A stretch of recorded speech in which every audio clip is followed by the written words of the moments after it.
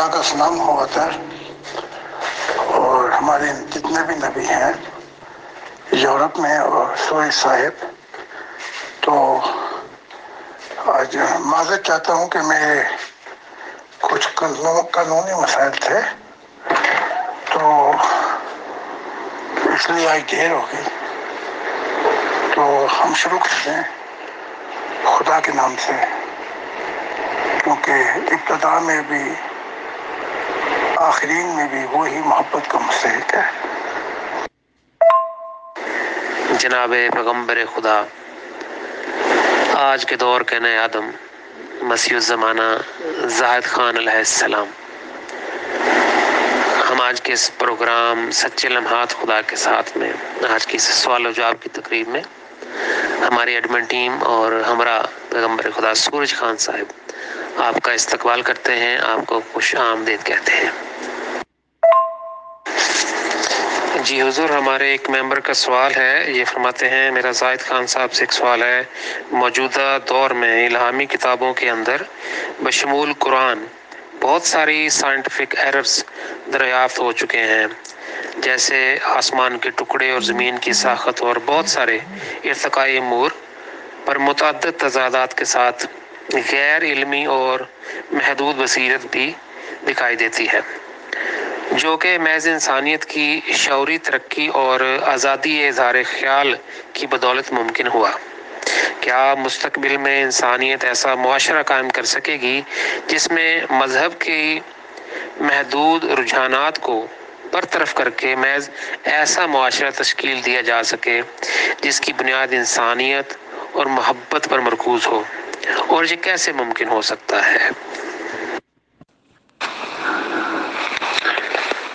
کر نہیں سکے گی، بلکہ اب اس دور کا آغاز ہو گیا ہے۔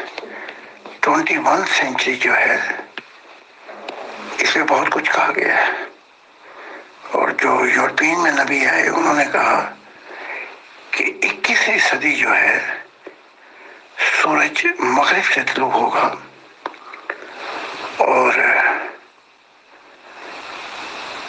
کہ انسانیت ایک ایسے دور میں آ جائے گی جیسے ایک چھوٹا سا گاؤں ہو جائے گا گلوبل ہونے کے لیے۔ تو یہ انوائرمنٹ تیار ہو چکی ہے، لیکن جو اصل سب سے گہرا مضمون ہے، تمام مذاہب کی کتابیں جو ہیں وہ ایک ہی بات کہتی ہیں، جو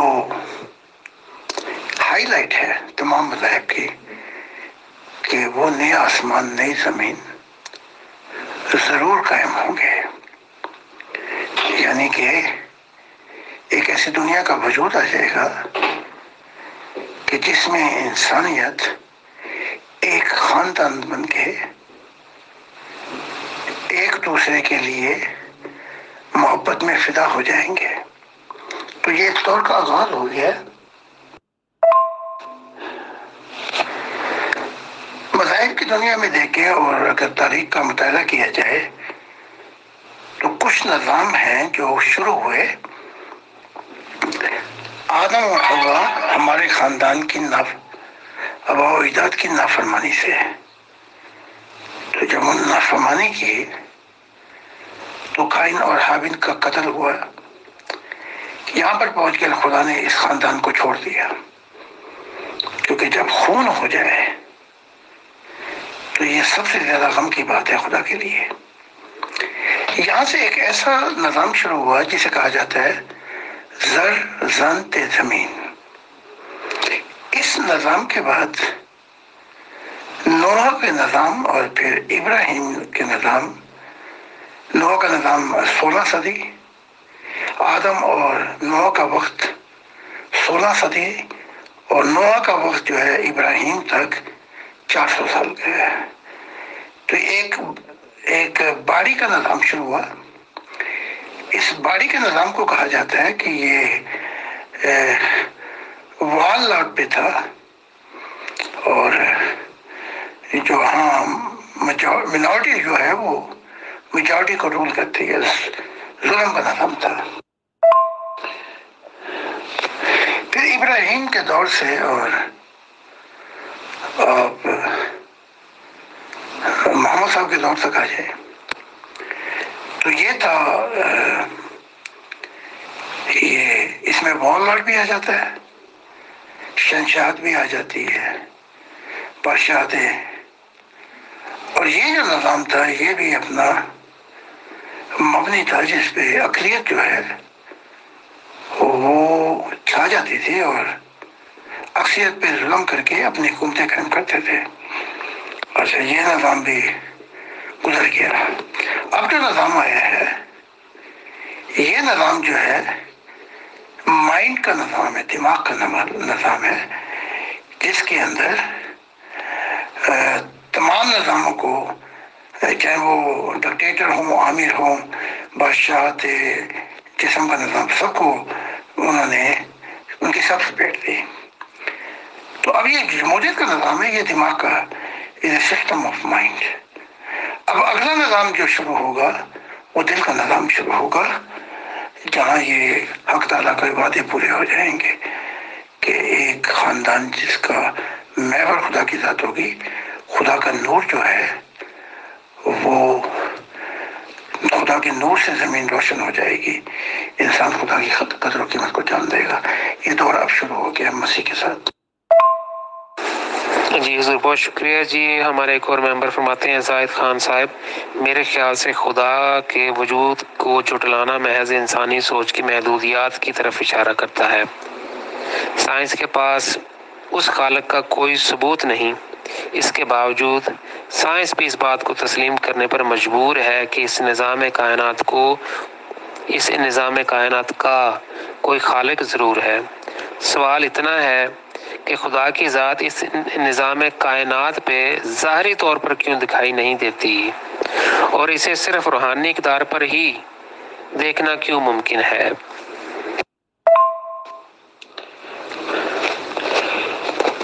کیونکہ خدا کی ذات کا وجود جو ہے وہ ہمیشہ کی زندگی میں روحانی ہے، کیونکہ انسان وہاں ہمیشہ رہے گا. اور اس پر میری کتاب بھی ہے جو ابھی بتا بھی دی ہے عطا صاحب نے، سائنس اینڈ اسپرچویلٹی. اب جو ظاہری کائنات ہے اس کی لمیٹیشن ہے، محدودیات ہیں، لیکن مسیح زمانے جو اب آیا ہے میں خدا نے وعدے کیے ہیں کہ ابھی 100 یا 150 سال کے درمیان کا رستہ ہے جب انسانیت جمہوریت رنگین ہو جائے گی خدا کی محبت میں. یہ وہ زمانہ ہوگا کہ خدا کی ذات ظاہری طور پہ بھی دکھائی دے گی بادلوں میں. اور فرق اتنا ہے کہ اس طرح انسان خدا کی قدر و قیمت کو جان لے گا، کیونکہ اتنے راز الہی بیان کیے گئے ہیں کہ کئی انسانی کائنات کیا خربوں کائناتیں فیض لے سکتی ہیں اور خدا سے مل سکتی ہیں. موسیٰ کا دور جو تھا اس دور میں یہ ہوا کہ وہ ناشکرے تھے، انہوں نے خدا کی قدر نہیں جانی، حتیٰ کہ وہ پورا پہاڑ پہ آئے جسے آپ کہتے ہیں طور سینا. پھر یہ سب بھاگ گئے، یہ کالی روح ہیں. پھر موسیٰ صرف 73 لوگوں کے ساتھ پہاڑ پہ گیا. تو اس کے بعد پھر کافی لمبا عرصہ بڑھتا ہے کہ خدا نے کہا کہ پہلے تیاری کرو. تو خدا نے چاہا تو یہ وقت بہت جلدی آ جائے گا. جی حضور بہت شکریہ. جی ہمارے ایک اور ممبر فرماتے ہیں میں سائنس کا طالب علم ہوں. زاہد خان صاحب کے اکثر ویڈیوز میں خدا کی سچائی کے متعلق ان کے بہت سے بیانات کو سنا. جناب میرا اتنا سا ہی سوال ہے کہ کیا اللہ تعالیٰ کے فنگر پرنٹس بھی موجود ہیں جسے کبھی سائنس اپنے عروج کے دنوں میں دریافت کر سکے گی؟ اس سے یہ فائدہ ضرور ہوگا کہ جو لوگ خدا کو روحانی اقدار پہ نہیں تو کم سے کم ظاہری بنیادوں پہ جان پائیں گے. ان کے لیے کائنات کے خالق کے وجود کا یہ سب سے بڑا ٹھوس ثبوت ہوگا. اس بارے میں آپ کیا رہنمائی فرماتے ہیں؟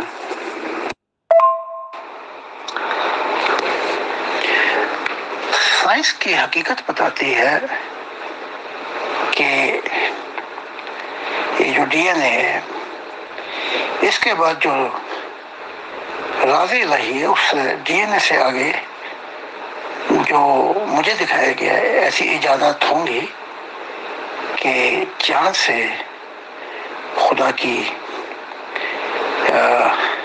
ڈسکوری ہوگی۔ اس کے اندر فرانس میں ایکسپیریمنٹ بھی کیے جا رہے ہیں، اور انہوں نے 60 کلومیٹر کے ایریے میں وہ ایک ایسی پائپ لائن بچھائی تھی جسے وہ ایکسپلوشن کر کے جاننا چاہتے تھے کہ جب کائنات میں جو یہ بگ بینگ ہوا، ایکسپلوشن ہوا، اس کے ٹکڑوں سے کائنات جو ہے مختلف سمت میں یہ جو ٹکڑے ہوئے زندگی شروع ہوئی۔ یہاں سے جو ہے وہ یہ تو بتا سکے کہ کائنات جو تھی وہ منہ بند تھی، اور ایکسپلوشن کے ذریعے وہ پھر یہ معاملات شروع ہوتے ہیں۔ لیکن اب وہ جو بگ بینگ کرنا چاہتے ہیں ایکسپلوشن فرانس میں، وہ اتنی اسپیڈ سے ہوگا کہ اس کے بعد جو ایلیمنٹ ملیں گے وہ ایلیمنٹ جو ہیں وہ خدا کی طرف رہنمائی کریں گے کہ how this first cause became into the existence، کہ یہ پہلا مقدمہ کیسے وجود میں آیا۔ تو خدا کا شکر ہے کہ سائنس نے وہ ٹاسک لے لی ہے، جو مذہب جو ہے بڑا نیرو مائنڈڈ ہے، بڑا پیچیدہ ہے، اور یہ لوگ ترقی نہیں کریں گے، یہ تنگ نظر ہیں۔ سائنس بدلتی جاتی ہے، سائنس کے بھی عقیدے ہیں جو پروف نہیں کر سکی، لیکن بعد میں جب ایکسپیریمنٹ ہو گئے، تجربات کی سے گزرے، تو انہوں نے اپنا عقیدہ بدل لیا، آئٹم توڑ کے دکھائی، عقیدہ بدل لیا۔ اور بہت سی چیزیں ہیں جیسے ہائیڈروجن آکسیجن ایلیمنٹ، جس پہ عقیدہ رکھتے ہیں، لیکن بہت چیزیں بتا نہیں سکتے کہ واقعی ایسے ہی ہے۔ تو جب سائنس ایکسپیریمنٹ سے گزرتی ہے اپنا عقیدہ بدل لیتی ہے، لیکن یہ جو مذاہب ہیں یہ اتنی بیکورڈ ہیں جیسے آدم کے وقت میں کئی ہزار سالوں پیچھے، یہ اپنے ان عقائد کو نہیں چھوڑتے جو پسماندہ عقائد ہیں، جس کی وجہ سے آپ دیکھ لیں کہ مذہبوں کی لڑائیاں، مذہبوں کی کنٹرڈکشن، تضاد، اور ایک دوسرے کو سے جھگڑنا کہ سچائی میرے پاس ہی ہے، یہ بتاتی ہے کہ ان کے ذہن بہت پسماندہ ہے۔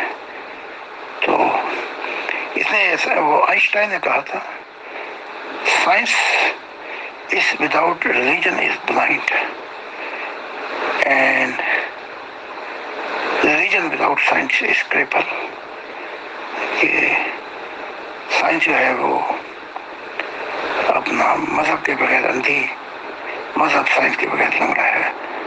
تو اب جو ترقی ہو رہی ہے تو بہت سے راز الہی سامنے آئیں گے۔ آپ مہربانی کر کے میری سائنس اور روحانیت کیا ہے اس پہ کتاب پہ پڑھیں، تو آپ کو بہت زیادہ فائدہ ہوگا۔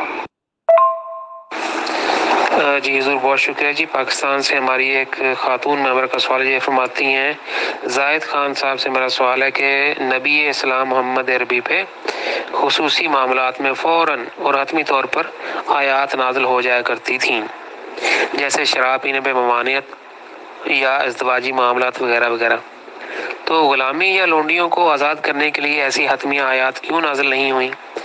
دیکھا جائے تو نبی محمد عربی کے دور میں یا اس کے بعد کبھی بھی اسلام نے غلاموں اور لونڈیوں کے لیے آواز نہیں اٹھائی، بلکہ محمد عربی نے تو لونڈیوں کو بطور تحفہ قبول کیا اور ان میں سے اولاد بھی پیدا کی۔ اس سے بھی بدترین صورتحال ان کے اصحاب کی تھی، جو لونڈیوں کو ہاتھ کا مال سمجھتے تھے اور باقاعدہ غلاموں اور لونڈیوں کی منڈیاں لگتی تھیں۔ ایک بار تو محمد عربی نے اصحاب کو متعدد لونڈیوں کے ساتھ بھیجا کہ جاؤ اور انہیں بیچ کر جنگی ہتھیار خرید کر لاؤ۔ یہ ساری تفصیلات اسلام کی اکثر مذہبی کتابوں میں موجود ہیں۔ میں صرف اتنا جاننا چاہتی ہوں کہ کیا تمام مذاہب بالخصوص مذہب اسلام اور ان کے بانیوں کو کبھی انسانیت اور خصوصاً عورت کی صدیوں پر محیط پامالی سے کوئی فرق نہیں پڑا، جو آج تک خواتین کے حقوق پر نظر ثانی کرتے ہیں؟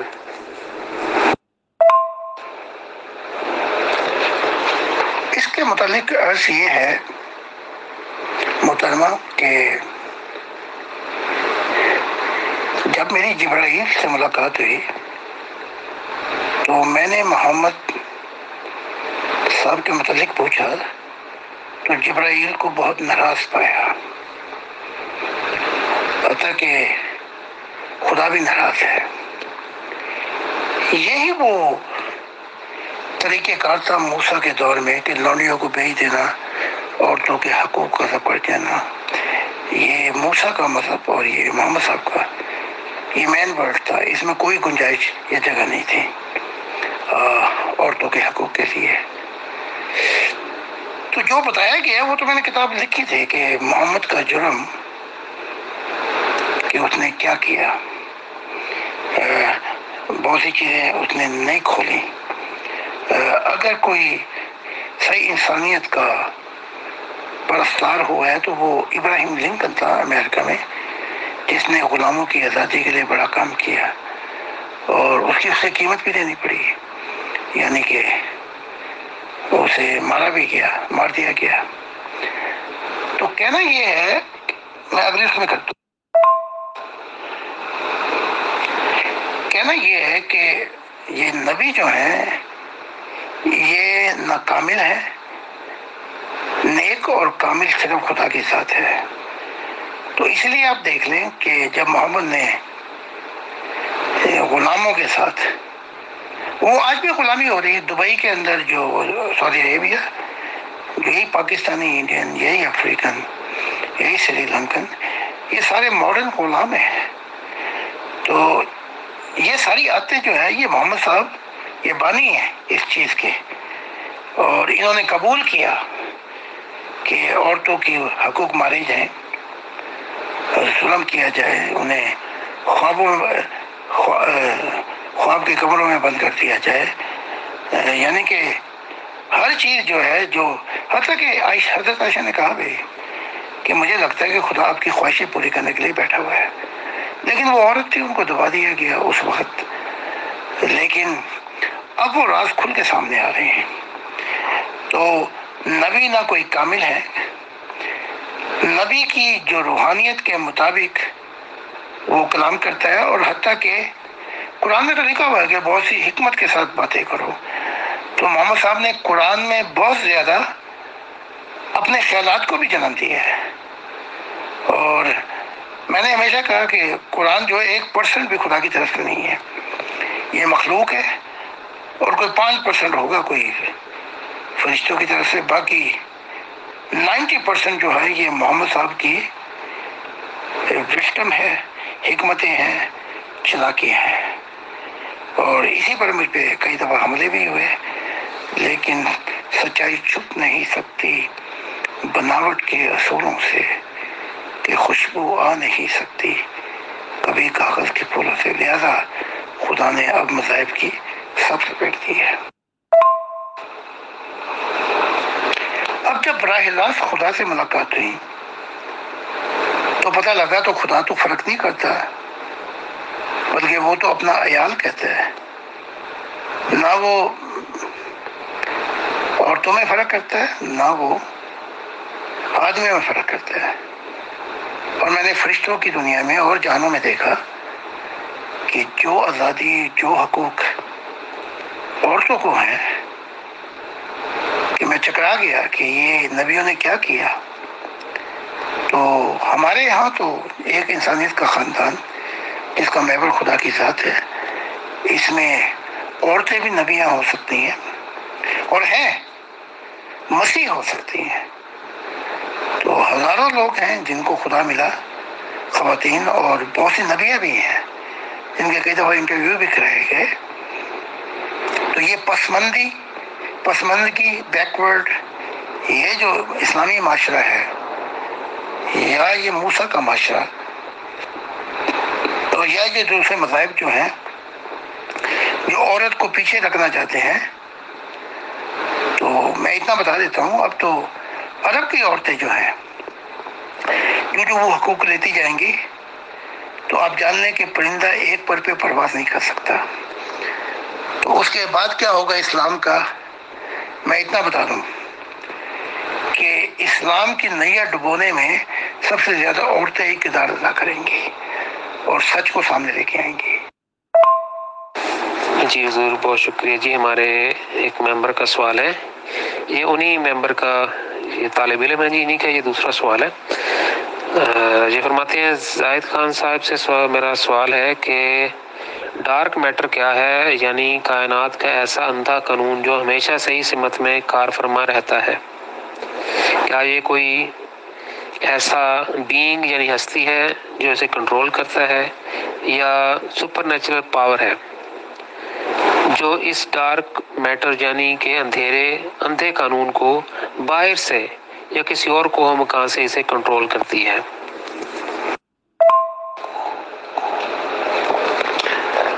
خدا کا شکر ہے کہ ہم تنگ نظر مذاہب کے دور میں نہیں رہے اور ایک ایسے دور میں ہے کہ جہاں سائنس تجربات کا سے گزر کر حقائق بیان کر رہی ہے.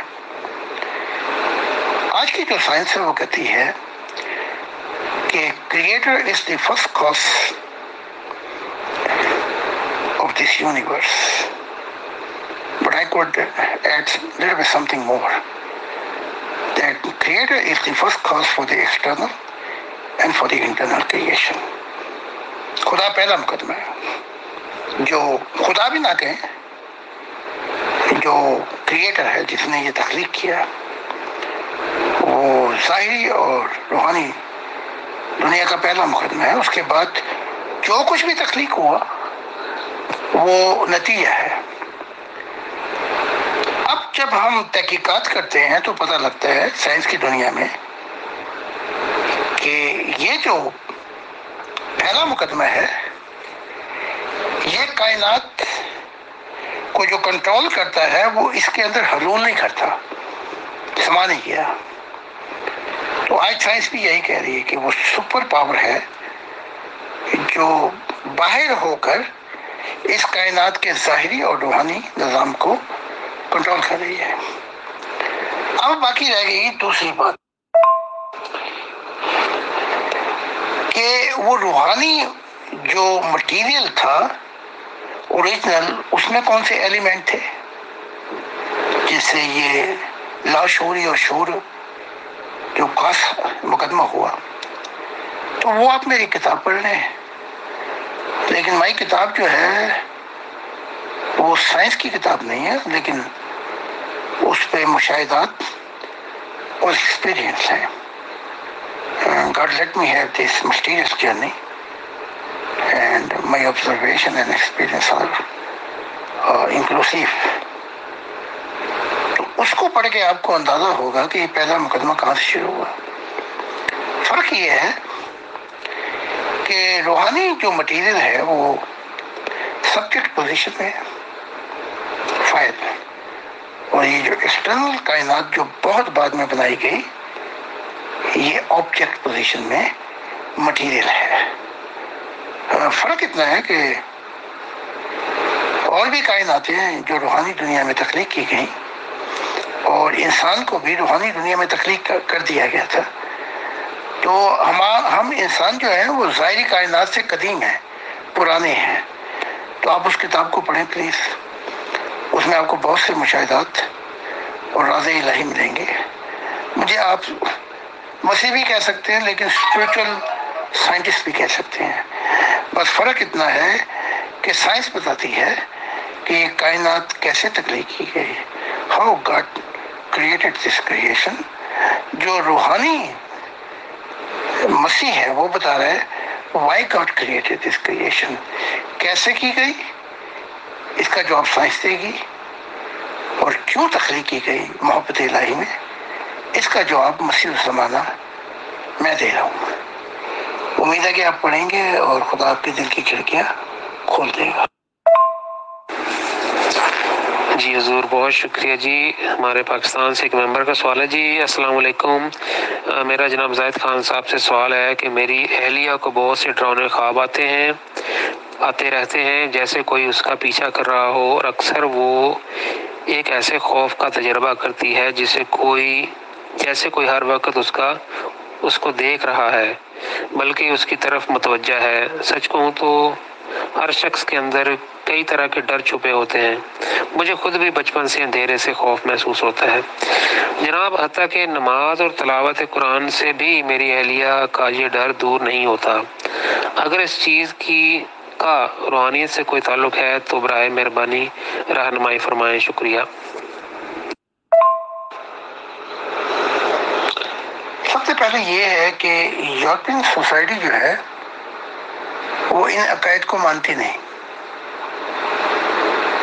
انہیں بہت فضولیات کہتی ہے، تو انہیں کبھی ان اندھیروں سے نہ واسطہ پڑا، نہ وہ ایسے بھوت جن کو مانتے ہیں عقیدے کے طور پر، تو بڑی ترقی کر رہے ہیں اور انٹلیکچوئل اور ریزن جہاں بھی سائنس ان کو لے کے جاتی ہے وہ فالو کرتے ہیں۔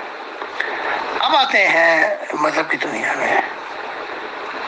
اب تین ہی چیزیں ہو سکتی ہیں، یا تو آپ کی بیوی تہم پرست ہیں، ایسی چیزوں پہ یقین رکھتی تھی یا رکھتی ہیں، اگر یہ بات نہیں ہے تو وہ جو چیزیں خواب میں آتی ہیں یہ ان کے متعلق سائیکولوجیکل نفسیاتی طور پہ کچھ ایسے مسائل ہیں۔ تو تیسری چیز یہ ہے، میں اگلی اس میں کرتا ہوں، عقائد جو ہیں انسان کو ایسے موڑ میں لے آتے ہیں۔ اب حقیقت جو ہے کہ جیسے آپ نے کہا کہ مجھے بھی ڈر لگتا ہے اندھیرے سے، اور اندھیرے ایسی چیز ہے جس سے ڈرنا چاہیے، تو روحانیت جو ہے اس کا سلوشن یہ بتاتی ہے کہ مذہب کی پسماندگی، یہ جو مذہب کی تنگ نظر تعلیم ہے، اس کو دور کر کے بھول جائیں اس کو، اور صرف برائے راست خدا سے آپ ڈائلاگ کریں، اس سے پوچھیں کہ ایسا کیوں ہے میرے ساتھ۔ تو میں آپ کی، اب پتہ نہیں آپ ہماری ون فیملی ورڈ میں تو جوائن نہیں ہوئے، لیکن اگر ہو جائیں گے تو میں آپ کو روحانی جو ہے اس کا طریقہ کار بتاؤں گا تاکہ یہ سب چیزیں دور ہو جائیں۔ اگر ہیں تو پھر بھی بتا دینا، تاکہ پھر میں بتا دوں گا کہ روحانی علاج اس کا کیا ہے۔ جی حضور بہت شکریہ جی۔ ایک اور ممبر کا سوال ہے، حضرت زاہد خان صاحب سے میرا سوال ہے کہ آج کے دور میں معجزات کیوں نہیں ہوتے، جبکہ انبیاء اور صوفیہ کی تاریخ میں تو بہت سارے معجزات ملتے ہیں؟ کیا یہ ایسا دور نہیں جہاں پر معجزات کی ضرورت کو ضروری سمجھا جائے، یا پرانے دور کے معجزات محض قصے کہانیاں کے علاوہ کچھ نہیں تھے؟ اکثر تو اس میں قصے کہانیاں ہیں، تو اگر آپ مجھ سے پوچھیں تو اب جو ماڈرن سائنس کہتی ہے وہ ایک کچھ اصول رکھتی ہے، ان اصولوں کے ساتھ ایسا نہیں ہو سکتا۔ میں آپ کو ایک چھوٹی سی بات بتاتا ہوں جو میرے مشاہدے میں آئی ہے۔ بائبل میں ہے کہ عیسیٰ کو پانی پہ چلتے تھے، پترس نے کہا استاد کیا میں تیری طرف آؤں؟ اس نے کہا ہاں۔ جب اس نے چھلانگ ماری تو وہ گر پڑا پانی کے اندر۔ اب عیسیٰ نے کہا کہ تیرا ایمان کمزور ہے۔ اب جب میں نے پوچھا عیسیٰ سے اور وہ پترس سے جس نے خواب دیکھی تھی، تو یہ ایک روایت تھی۔ اسی طرح یونا متی نینوا کا کہ وہ مچھی کھا گئی اس کو، پھر سمندر کی تہہ میں لے گئی۔ اب یونا سے میں نے پوچھا تو وہ ایک خواب تھی، ایک روایت تھی۔ اگر اسی طرح ہم محمد صاحب کی دنیا میں آتے، جب یہ معجزہ کہ 1500 آدمیوں نے یعنی کہ انگلیوں سے پانی نکلا اور مشقیں بڑھ لی انہوں نے اور اتنا پانی ہے، تو ایک چھوٹا سا سوال جب ستارہ نے مکہ نے کیا تھا، انہوں نے کہا ہم سارے مان جاتے ہیں ہمیں پانی کی بڑی تنگی ہے، کوئی ایک نہر ہی نکال دے چھوٹی سی۔ تو وہاں محمد صاحب جواب دیتے ہیں کہ میں معجزوں کے لیے تھوڑی آیا ہوں، میں تو یہ تعلیم دے کے آیا ہوں۔ اگر اس کو مانو گے تو اسی کے اندر روحانیت ہے، یہ نہیں کہا کہ اسی کے اندر معجزے ہیں۔ تو یہ معجزے جو ہیں یہ بگڑے ہوئے قصے کہانی ہے جس کی لت پڑ گئی ہے، بلکہ یہ سمندر کا ایسا پانی ہے جو پی لے تو ہمیشہ پیاسا ہی رہے گا۔ اب روحانیت کی دنیا کے اندر جو میں تعلیمات دے رہا ہوں اس کے اندر جو ہے ایسے حقائق ہیں، اس میں ہمیشہ کی زندگی پائی جاتی ہے، ہمیشہ کے معجزے ہیں، یعنی کہ سپر نیچرل ورلڈ۔ لیکن سوال یہ ہے کہ وہ روح کے لیے ہے، تو جو ظاہری چیزیں ان کو ظاہری اصولوں سے حاصل کیا جاتا ہے، جو روحانی ہے میٹر ان کو روحانی تعلیمات سے۔ یہ چیزیں گڑبڑ ہو گئی ہیں، اس لیے اب دوری کی جا رہی ہے کہ ماڈرن مین جو ہے ایسی فضولیات سے نکل کر فرق کرے۔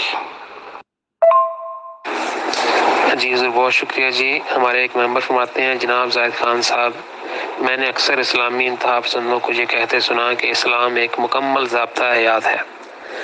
اگر آج کے دور میں مسلمان یا انسانیت خود اسلام پر عمل نہیں کرتی تو اس میں اسلام کا کیا قصور ہے؟ اس کے بارے میں آپ کیا فرماتے ہیں؟ یہ کہ یہ مکمل ضابطہ حیات ہے بالکل بھی سچ نہیں ہے۔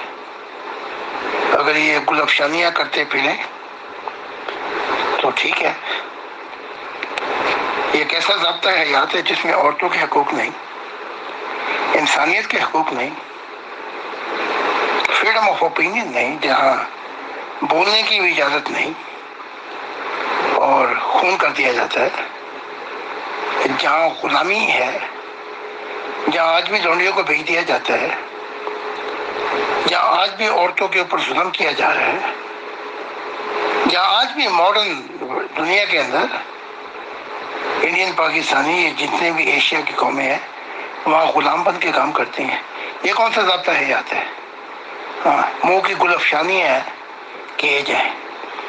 ہزاروں ایسی باتیں ہیں کہ ضابطہ حیات تو بالکل بھی نہیں ہے۔ اسلام از اے مین ورڈ، یہ بڑی کڑوی باتیں ہیں۔ اب اس کے برعکس جو ہے وہ عیسائیت بھی پیچھے نہیں ہے، وہ بھی یہی کہتے ہیں کہ یہ بائبل مکمل ضابطہ حیات ہے، پرفیکٹ بک، اس میں بھی ہزاروں ایسی چیزیں ہیں کہ دور کی بھی نہیں سوچ سکتا آدمی کہ اس کے اندر انسانی ضابطہ حیات کی پوری رہائی ہے۔ ہاں اب یہ علیحدہ بات ہے کہ مذہب اور جمہوریت جو ہے وہ سیپریٹ ہو گئی ہے، اور یہی وہ محمد علی جناح چاہتے تھے کہ religion has nothing to do with the affair of government، مذہب کا کوئی بھی تعلق نہیں ہوگا جمہوریت سے یا آزادی کے اصولوں سے۔ تو اس چیز کو سمجھنا پڑے گا۔ ہاں ملا کے لیے ضابطہ حیات ہے لیکن چلتا وہ بھی نہیں اس پہ، مفتیوں کے لیے ہوگی لیکن وہ بھی ظالم ہے اور اپنے لیے اور غریبوں کے لیے بیچاروں کے لیے اور اصول مقرر کیے گئے۔ تو یہ ظالم معاشرہ اس امت کے اندر بہت ظلم ہوا ہے اور دوسرے مذاہب میں بھی۔ تو خدا کی پناہ مانگتا ہوں، سچائی سے سوچیں گے، سچائی سے پوچھیں گے خدا سے تو آپ کو بتا دیا جائے گا۔ جی حضور بہت شکریہ جی. ایک اور ممبر کا سوال ہے جی. فرماتے ہیں حضرت زاہد خان صاحب، اس وقت دنیا کو مذہب اسلام یا اسلامی جہادی تنظیموں سے کیا نقصان ہے؟ میرے بہت سے مسلمان دوستوں کا یہ دعویٰ ہے کہ مذہب اسلام کا پوری دنیا میں غلبہ ہوگا. میں یہ جاننا چاہتا ہوں کہ مذہب اسلام کا پوری دنیا میں غلبہ ہو جانے کا انسانیت کو سب سے بڑا نقصان کیا ہے؟ وہ جو ڈڈو ہوتے ہیں نا گندے پانی میں رہنے والے ہیں، وہ کبھی کبھی کہتے ہیں رات کے وقت تڑاکو تڑاکو میرا باپ سلطان تھا، تو دوسرے ڈڈو کہتے ہیں تجھے کیا تجھے کیا. آپ اسلام کا غلبہ دنیا پہ ہوگا یہ تو گلفشانیاں چھوڑ دیں، آپ اسلام کا غلبہ اپنے پہ کر کے دکھا دیں تو میں مسیح الزمانہ جو ہے وہ مان جائے گا. آپ اسلام کا غلبہ کسی اسلامی حکومت میں ایک پنڈ پہ کر کے دکھا دیں، یا یہ جو سعودی عربیہ ہے جو ہاتھ کاٹ دیتا ہے، ان کا اسلامی نظام دیکھ لیں کہ وہ جتنا وہ ظلم کرتے ہیں اور جتنا عرب فرق کرتا ہے مسکینوں پہ. آپ بھی تو مسلمان ہیں، آپ کو ٹکے کا نہیں سمجھتے وہ. اور اب تو جتنا یہ عرب لیگ ہے یہ پوری طرح جو ہے یہ یورپ کی طرف جھکتی جا رہی ہے، بلکہ کھلے الفاظوں میں کہہ دی ہے، چاہے وہ سعودی عربیہ کا پرنس ہو یا دبئی کا، کہ ہم عرب لیگ کو یورپ دیکھنا چاہتے ہیں. تو وہ ساری پابندیاں بھی اٹھائی جا رہی ہیں، ڈسکو بنائی جا رہی ہیں، شراب کی کلبیں بنائی جا رہی ہیں. دبئی تو بن گیا، اب یہ سعودی عربیہ کا جو ہے یہ بنا رہا ہے. تو ہاں یہ ہوگا کہ یورپ کی مغرب تہذیب کا غلبہ ہو جائے گا ان کے اوپر. تو آنکھیں کھولیں اور حقیقت کو جانیں. ابھی تک یہ جو اسلامی ریاستیں ہیں یا ایسے کرتے ہیں، پیچھے چلے جاتے ہیں.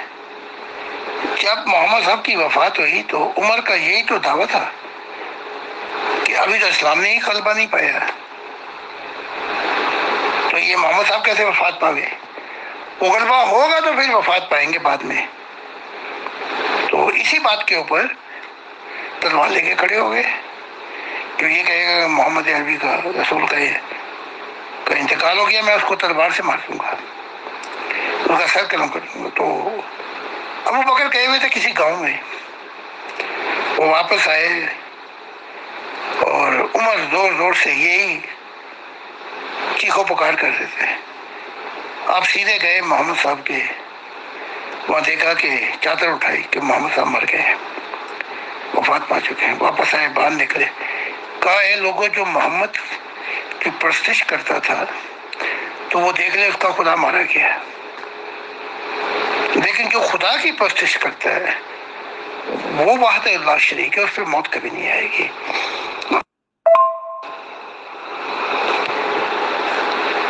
میں آپ کو چھوٹی سی مثال دیتا ہوں. پھر یہ دور گزرتے رہے، خلیفہ بھی چلے گئے، تابعین بھی آ گئے، اور جنگیں کر کے، یعنی کہ جب اور عیسائیوں سے وہ صلح ہو جاتی تھی تو پھر اپنے سے جنگیں کرتے تھے، اپنوں کو مارتے تھے. تو آج تک یہ دور آ گیا، غلبہ نہیں آیا. پھر آپ کو ایک تھوڑی سی ایک اور اینکل سے سمجھا دیتا ہوں کہ غزوہ ہند ہوگا اور مسلمان غالب آ جائیں گے. اب اپنا غلبہ کرتے کرتے آدھا پاکستان گوا دیا آپ نے غزوہ ہند میں. اور آپ کو اتنا احساس ہونا چاہیے شعوری طور پہ کہ اب انڈیا جو ہے وہ اٹامک پاور ہے، اور اگر پاکستان اٹامک استعمال کر بھی دے تو وہ پھر انڈیا جو استعمال کرے گا وہ پاکستان کیا ایشیا ایک کالا سا سوراخ بن جائے گا، بلیک ہول. اور اس کی جو ریڈیشن ہے جب وہ ہوا چلے گی وہ ترکی تک جا سکتی ہے. تو خدا کی پناہ مانگی کہ اسلام کا غلبہ ہوگا. بس جتنا ہونا تھا ہو گیا. اور اب یہ وقت ہے، یہ ماڈرنائزنگ ہے، ہمیں وقت کے ساتھ چلنا چاہیے شعوری طور پہ، اور یہ سوچنا چاہیے کہ یہ کیسا اسلام ہے کہ مجھ پہ بھی نہیں غلبہ ہو سکا اور میں کروں گا اس کا غلبہ دنیا کے اوپر. ایسی کل افسانیوں کو چھوڑ دیں اور حقائق کی دنیا میں آئے. جی حضور بہت شکریہ جی. ہمارے ایک اور ممبر انڈیا سے ہندو مت کے یہ بھائی ہیں، ان کا یہ سوال ہے. فرماتے ہیں میں کافی دیر سے آپ کے ویڈیوز دیکھتا ہوں. آپ نے یہ بتایا کہ اسلام اور عیسائیت کے لیڈرز جو عالم ارواح میں ہیں انہوں نے آپ کی اطاعت کر لی ہے یا وعدہ کیا ہے وفا کرنے کا. تو کیا ہندو دھرم سے بھی کوئی گرو یا بھگوان جیسی بڑی ہستیاں بھی آپ کے ساتھ عہد وفا کیا ہے؟ اگر نہیں تو ایسا کیوں ہے؟ بہت اچھا سوال ہے. یہ سوال کسی نے کیا ہی نہیں مجھ سے. یہ محمد، یہ عیسائی، یہ عیسیٰ جو ہیں یہ تو ابھی آئے ہیں. یہ پہلے تھوڑا سا بہت فاصلے پہ تھے. لیکن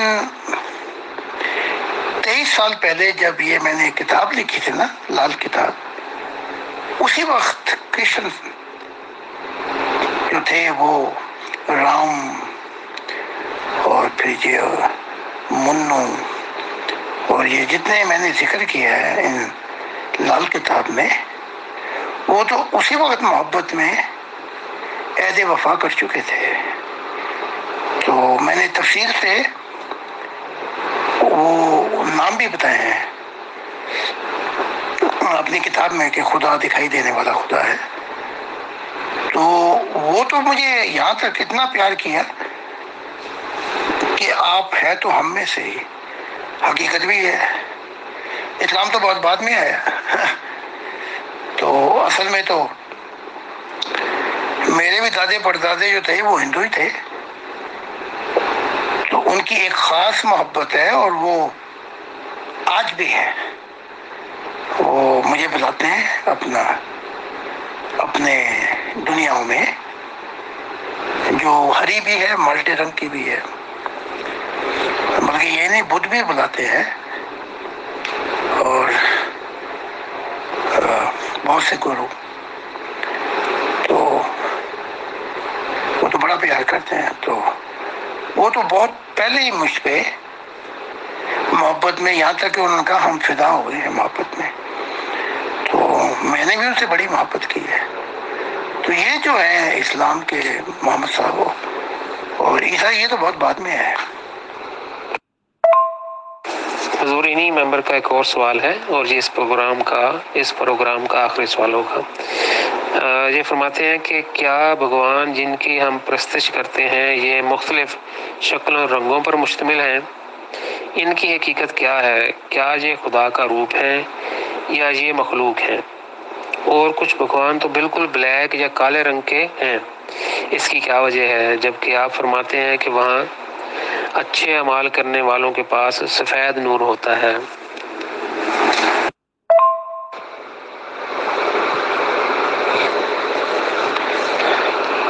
یہ بھگوان جو ہیں یہ مخلوقات ہیں، اور جو بہت سے کالے بھگوان یہ ایسے ہیں.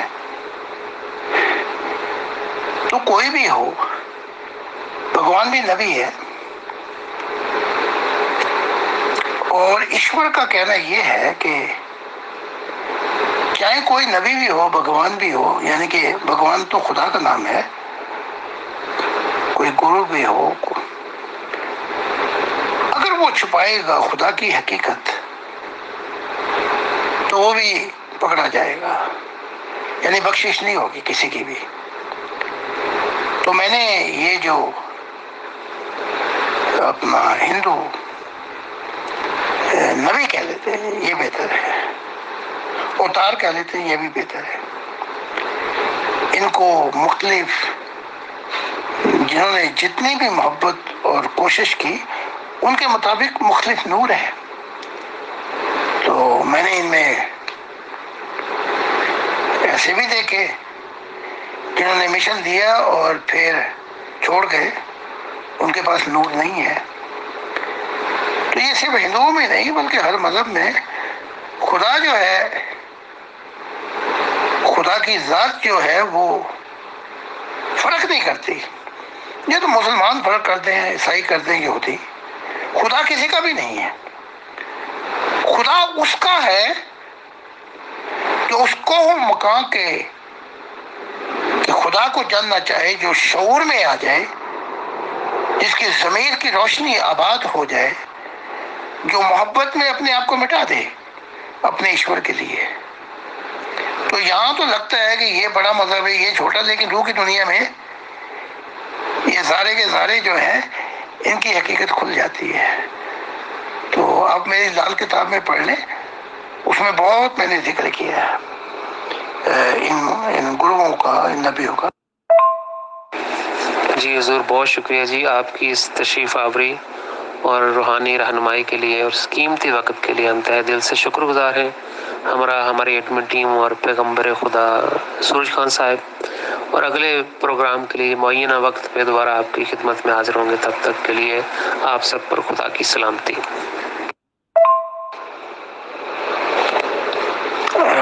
بہت بہت شکریہ عطا صاحب، لیکن میں تھوڑا سا اور جواب دے دوں.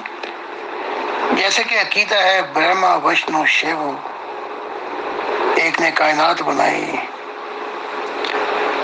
پھر دوسرے نے انتظام سنبھالا، پھر تیسرا خدا جو ہے شیو، وہ موت کا خدا ہے.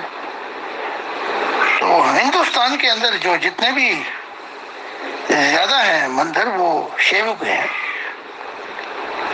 لیکن روح کی دنیا میں مشاہدے سے پتہ لگا کہ نہ یہ وشنو خدا ہے، بھگوان ہے، نہ شیو، اور نہ یہ برہما جو ہے اس چیز کو خدا کا نام دے دیا گیا، نہ یہ خدا ہے. بس یہ غلط فہمی اس لیے ہو گئی، جیسے عیسائیت نے کر دی کہ وہ الفاظ تھا، وہ الفاظوں کی وجہ سے ہی کائنات بنی اور وہی خدا تھا، یعنی کہ عیسیٰ کو خدا بنا دیا. تو ان سب سے میں مل چکا ہوں، تو اس لیے اگر تفصیلات کبھی چاہیں گے تو اس مضمون پر میں اور روشنی ڈال دوں گا. تو خدا حافظ، بہت بہت شکریہ.